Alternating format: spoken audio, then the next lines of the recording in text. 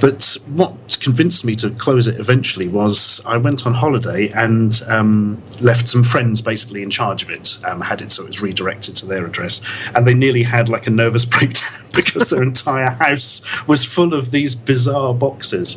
And I said to them, God, it's just start opening them and seeing if it's something you think will be any good. You know, have a bit of editorial control there from me. Go on, maybe that'll make things better for you. The first one they opened was a potato with a face drawn on it in a blanket like a baby.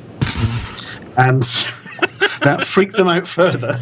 It was obviously just a joke sent in by somebody. Thought it might be something amusing. But yeah, it was that kind of realization that it was the boiled frog scenario where it had come up over such a long period of time. I hadn't noticed that a huge proportion of my week was just spent dealing with actual boxes sent in by people.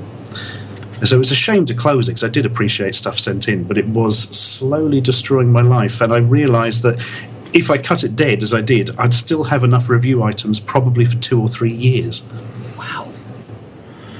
What do you do when you get something like, I believe I'm pronouncing this correctly, surströmming or something? Oh, God. Yes. I'm not sure how to pronounce it either. I'm going to go with surströmming. I've only been sent it twice. And I wasn't sure what it was, but I noticed that by coincidence they came in 2 separate packages from entirely different people. And one of the packages was, well, the tin itself was slightly distended, where you could see some gas had gone inside and it was slowly buckling.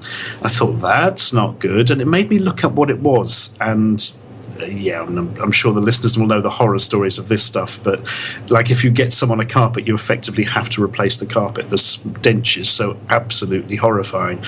There was a court case where somebody, I think this was in Norway, had a gentleman who was renting a flat from them, and in his flat he would eat surströmming. And they were very upset by this, the landlords, and took him to court to make him stop eating it. And basically in court everyone went, well, what does it matter? You know, it's his place, he can eat what he likes in it. So they just opened a can of it in court, and they found for the landlord almost immediately. It's meant to be that horrible.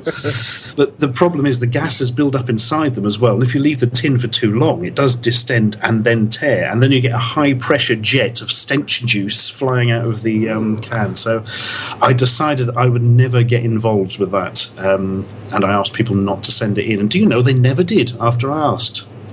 Which I think in the internet is unheard of. Clearly I have the best audience because you ask them not to do something they actually don't. So.